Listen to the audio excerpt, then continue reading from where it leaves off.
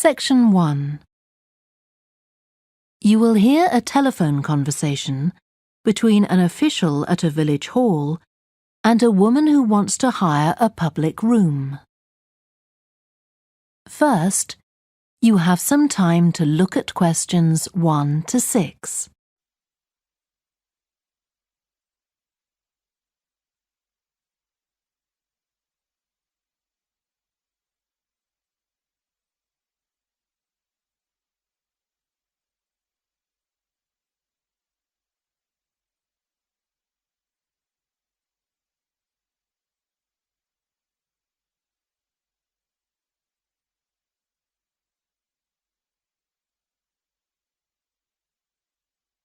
You will see that there is an example that has been done for you. On this occasion only, the conversation relating to this will be played first. Hello? Oh, hello. I wanted to inquire about hiring a room in the village hall for the evening of September the 1st. Let me just see. Yes, we have both rooms available that evening. There's our main hall, that's got seating for 200 people, or there's the Charlton room. The main hall seats 200, so 200 has been written in the space. Now we shall begin. You should answer the questions as you listen, because you will not hear the recording a second time. Listen carefully and answer questions 1 to 6. Hello? Oh, hello. I wanted to inquire about hiring a room in the village hall for the evening of September the 1st. Let me just see. Yes, we have both rooms available that evening.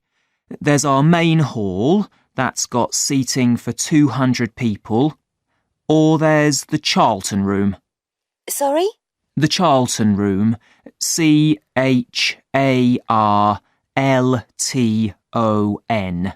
That's got seating for up to 100. Well, we're organising a dinner to raise money for a charity, and we're hoping for at least 150 people.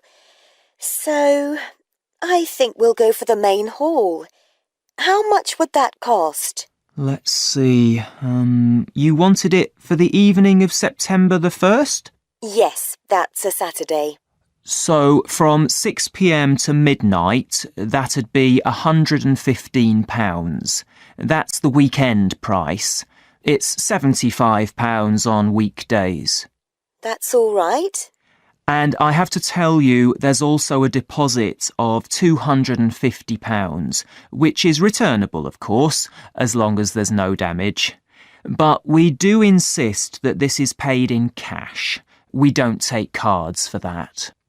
You can pay the actual rent of the room however you like, though. Cash, credit card, cheque. Oh, well, I suppose that's okay. So, does the charge include use of tables and chairs and so on? Oh, yes. And what about parking? Yeah, that's all included.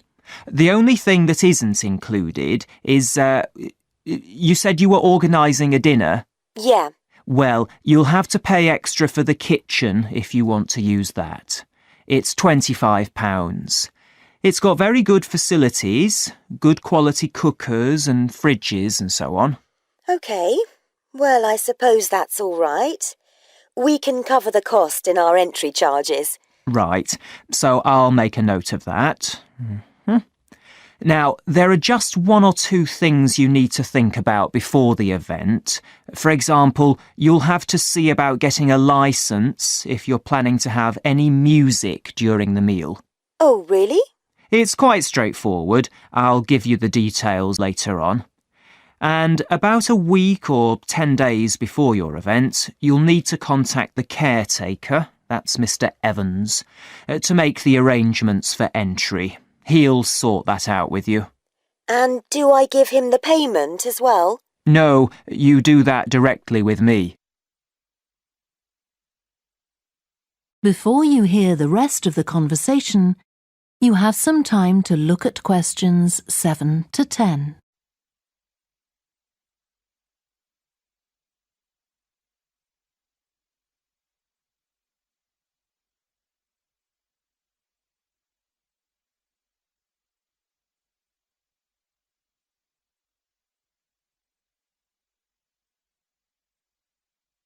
Now listen and answer questions 7 to 10.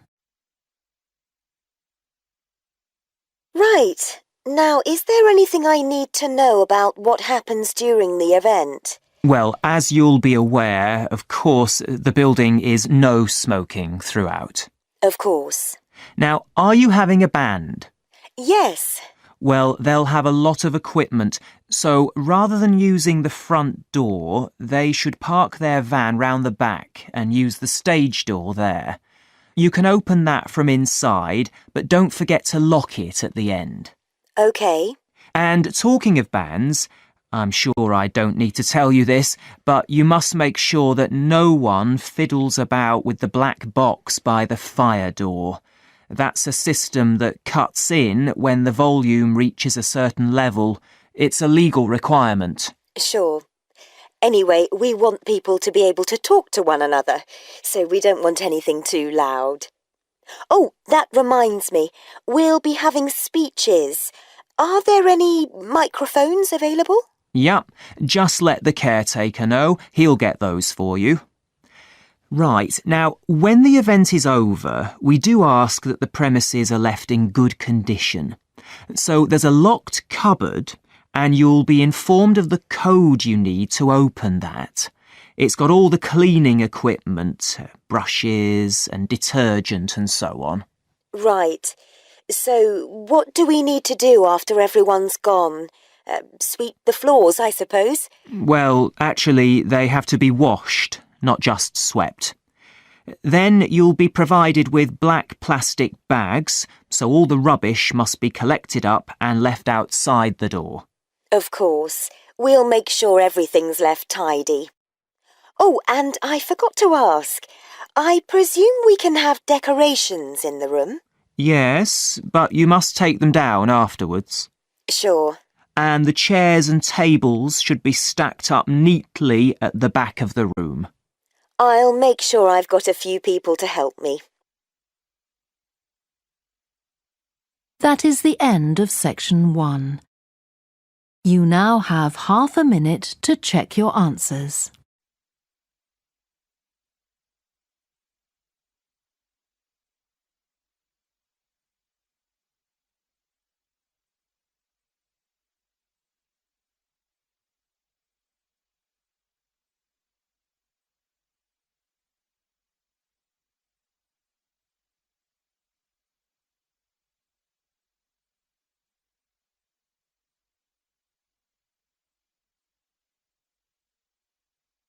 Now turn to section 2.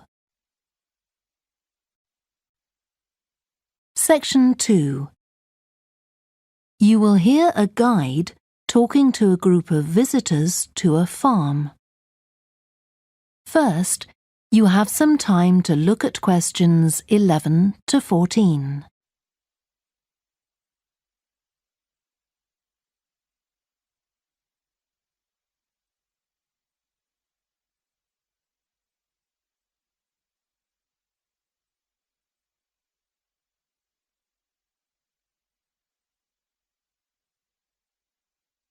Listen carefully and answer questions 11 to 14. Welcome to the Fiddy Working Heritage Farm. This open-air museum gives you the experience of agriculture and rural life in the English countryside at the end of the 19th century. So you'll see a typical farm of that period, and like me, all the staff are dressed in clothes of that time. I must give you some advice and safety tips before we go any further. As it's a working farm, please don't frighten or injure the animals. We have a lot here, and many of them are breeds that are now quite rare. And do stay at a safe distance from the tools. Some of them have sharp points, which can be pretty dangerous, so please don't touch them. We don't want any accidents, do we? The ground is very uneven, and you might slip if you're wearing sandals, so I'm glad to see you're all wearing shoes. We always advise people to do that. Now, children of all ages are very welcome here, and usually even very young children love the ducks and lambs, so do bring them along next time you come. I don't think any of you have brought dogs with you, but in case you have, I'm afraid they'll have to stay in the car park unless they're guide dogs. I'm sure you'll understand that they could cause a lot of problems on a farm. Before you hear the rest of the talk, you have some time to look at questions 15 to 20.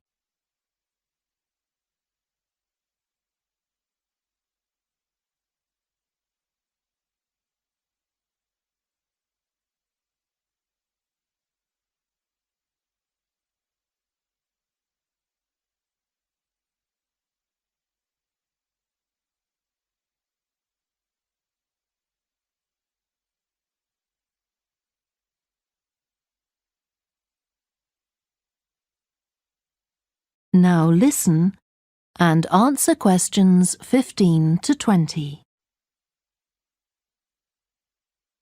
Now let me give you some idea of the layout of the farm. The building where you bought your tickets is the new barn immediately to your right, and we're now at the beginning of the main path to the farmland, and of course the car park is on your left. The scarecrow you can see in the car park in the corner beside the main path is a traditional figure for keeping the birds away from crops. But our scarecrow is a permanent sculpture. It's taller than a human being, so you can see it from quite a distance. If you look ahead of you, you'll see a maze. It's opposite the new barn, beside the side path that branches off to the right, just over there.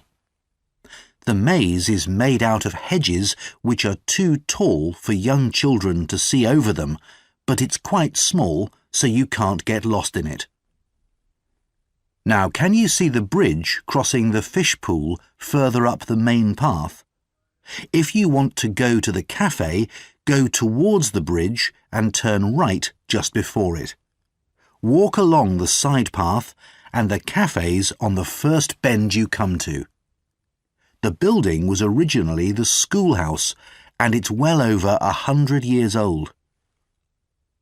As you may know, we run skills workshops here, where you can learn traditional crafts like woodwork and basket making. You can see examples of the work and talk to someone about the courses in the Black Barn. If you take the side path to the right, here, just by the new barn, you'll come to the Black Barn, just where the path first bends. Now, I mustn't forget to tell you about picnicking, as I can see some of you have brought your lunch with you. You can picnic in the field, though do clear up behind you, of course. Or if you'd prefer a covered picnic area, there's one near the farmyard, just after you cross the bridge. There's a covered picnic spot on the right. And the last thing to mention is Fiddy House itself. From here you can cross the bridge, then walk along the footpath through the field to the left of the farmyard. That goes to the house, and it'll give you a lovely view of it. It's certainly worth a few photographs, but as it's a private home, I'm afraid you can't go inside. Right, well, if you're all ready, we'll set off on our tour of the farm.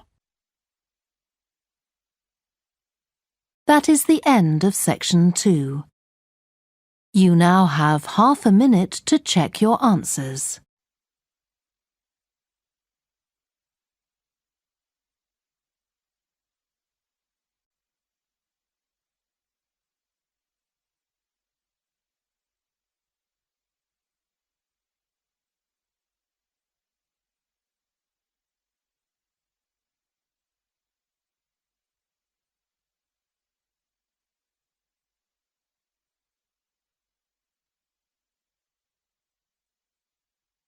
Now turn to section 3. Section 3. You will hear two psychology students called Lisa and Greg discussing a project they have to do. First, you have some time to look at questions 21 to 27.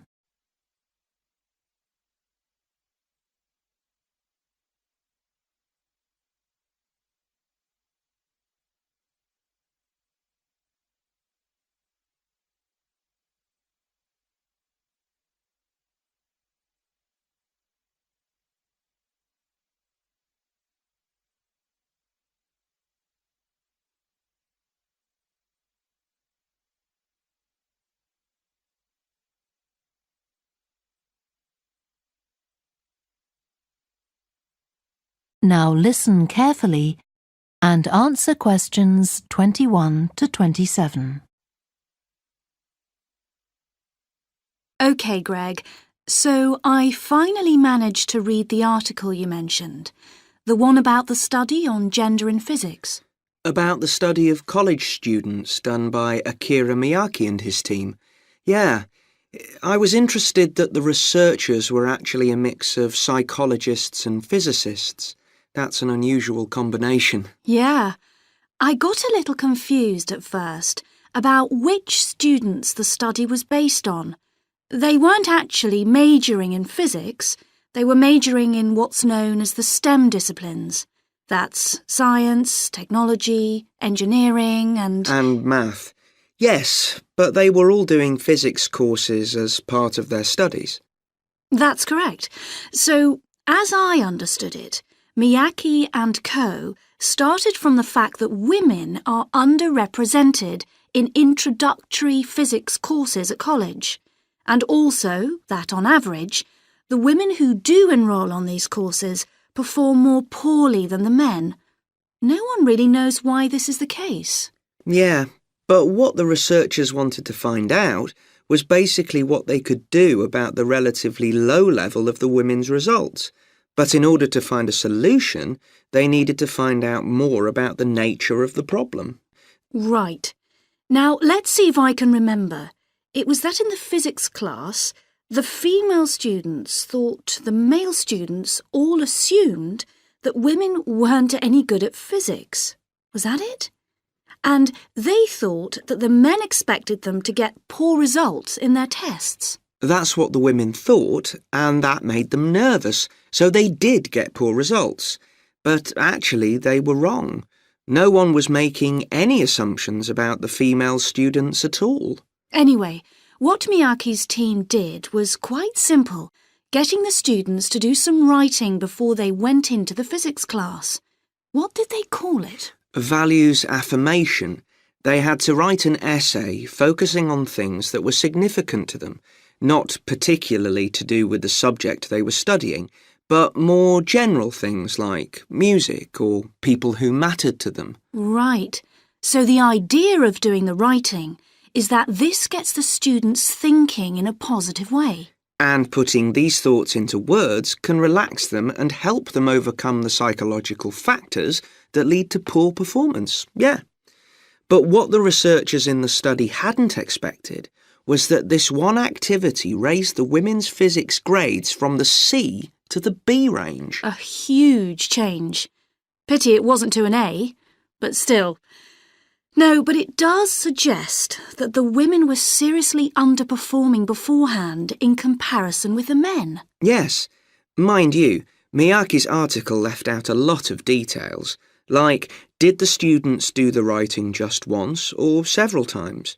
And had they been told why they were doing the writing? That might have affected the results. You mean if they know the researchers thought it might help them to improve, then they just try to fulfill that expectation? Exactly. Before you hear the rest of the discussion, you have some time to look at questions 28 to 30.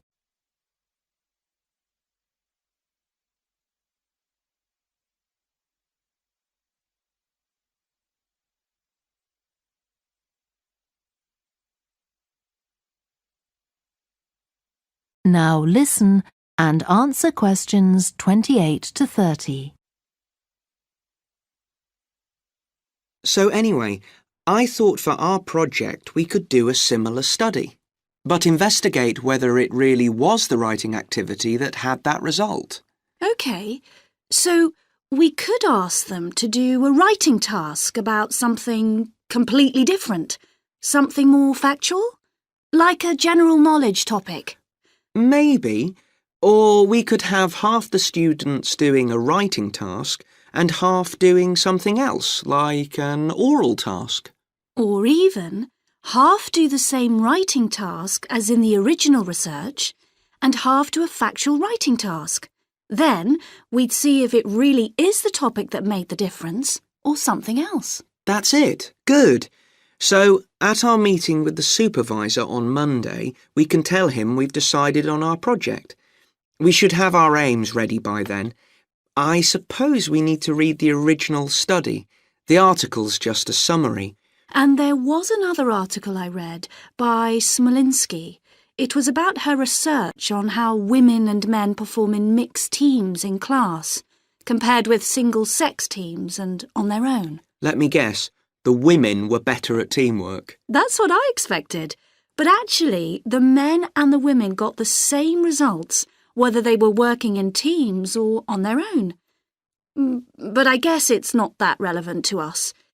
What worries me, anyway, is how we're going to get everything done in the time. We'll be okay now we know what we're doing. Though I'm not clear how we assess whether the students in our experiment actually make any progress or not. No, we may need some advice on that. The main thing's to make sure we have the right size sample, not too big or too small. That shouldn't be difficult. Right, what do we need to do next? We could have a look at the timetable for the science classes, or perhaps we should just make an appointment to see one of the science professors.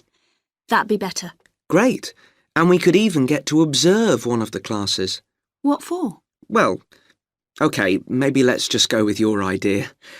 Right, well, I think that's everything for now. That is the end of section 3. You now have half a minute to check your answers.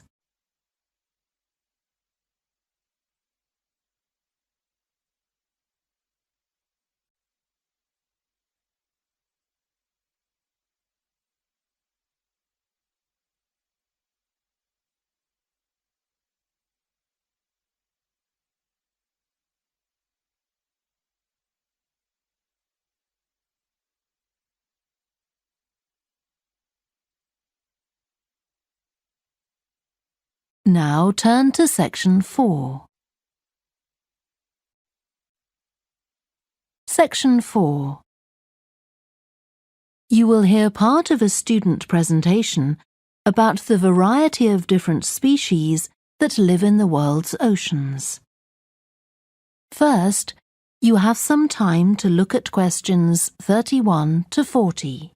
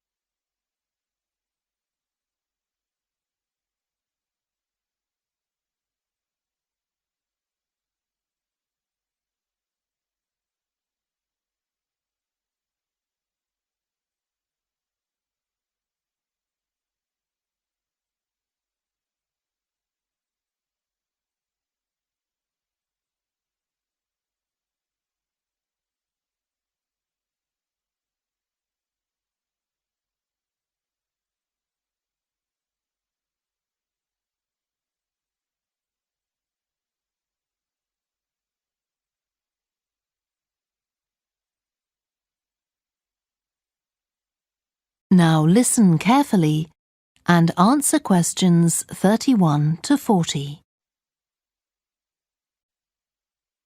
I've been looking at ocean biodiversity. That's the diversity of species that live in the world's oceans. About 20 years ago, biologists developed the idea of what they called biodiversity hotspots. These are the areas which have the greatest mixture of species.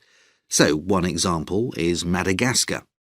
These hotspots are significant because they allow us to locate key areas for focusing efforts at conservation. Biologists can identify hotspots on land fairly easily, but until recently, very little was known about species distribution and diversity in the oceans, and no one even knew if hotspots existed there. Then a Canadian biologist called Boris Worm did some research in 2005 on data on ocean species that he got from the fishing industry. Worm located 5 hotspots for large ocean predators, like sharks, and looked at what they had in common. The main thing he'd expected to find was that they had very high concentrations of food, but to his surprise, that was only true for 4 of the hotspots. The remaining hotspot was quite badly off in that regard. But what he did find was that in all cases, the water at the surface of the ocean had relatively high temperatures, even when it was cool at greater depths. So, this seemed to be a factor in supporting a diverse range of these large predators. However, this wasn't enough on its own, because he also found that the water needed to have enough oxygen in it. So these 2 factors seemed necessary to support the high metabolic rate of these large fish. A couple of years later, in 2007, a researcher called Lisa Balance, who was working in California, also started looking for ocean hotspots, but not for fish. What she was interested in was marine mammals, things like seals. And she found 3 places in the oceans which were hotspots, and what these had in common was that these hotspots were all located at boundaries between ocean currents. And this seems to be the sort of place that has lots of the plankton that some of these species feed on. So now people who want to protect the species that are endangered need to get as much information as possible. For example, there's an international project called the Census of Marine Life. They've been surveying oceans all over the world, including the Arctic. One thing they found there, which stunned other researchers, was that there were large numbers of species which live below the ice, sometimes under a layer up to 20 meters thick. Some of these species had never been seen before. They've even found species of octopus living in these conditions. And other scientists working on the same project but researching very different habitats on the ocean floor have found large numbers of species congregating around volcanoes, attracted to them by the warmth and nutrients there.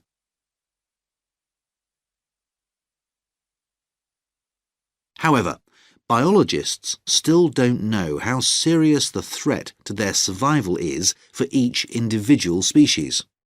So a body called the Global Marine Species Assessment is now creating a list of endangered species on land, so they consider things like the size of the population, how many members of one species there are in a particular place, and then they look at their distribution in geographical terms, although this is quite difficult when you're looking at fish because they're so mobile. And then thirdly, they calculate the rate at which the decline of the species is happening. So far, only 1,500 species have been assessed, but they want to increase this figure to 20,000. For each one they assess, they use the data they collect on that species to produce a map showing its distribution. Ultimately, they will be able to use these to figure out not only where most species are located, but also where they are most threatened. So, finally, what can be done to retain the diversity of species in the world's oceans? Firstly, we need to set up more reserves in our oceans, places where marine species are protected. We have some, but not enough. In addition, to preserve species such as leatherback turtles, which live out in the high seas but have their nesting sites on the American coast, we need to create corridors for migration, so they can get from one area to another safely. As well as this, action needs to be taken to lower the levels of fishing quotas to prevent overfishing of endangered species. And finally, there's the problem of bycatch. This refers to the catching of unwanted fish by fishing boats. They're returned to the sea, but they're often dead or dying. If these commercial fishing boats used equipment which was more selective so that only the fish wanted for consumption were caught, this problem could be overcome. OK, so does anyone have any questions about... That is the end of section 4. You now have half a minute to check your answers.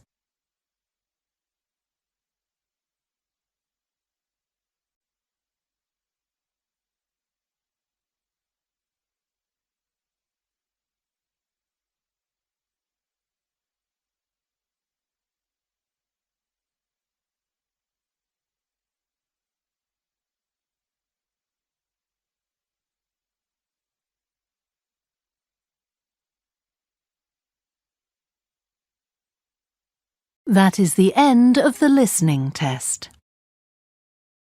You now have 10 minutes to transfer your answers to the answer sheet. Please stop writing and wait for your question booklet to be collected.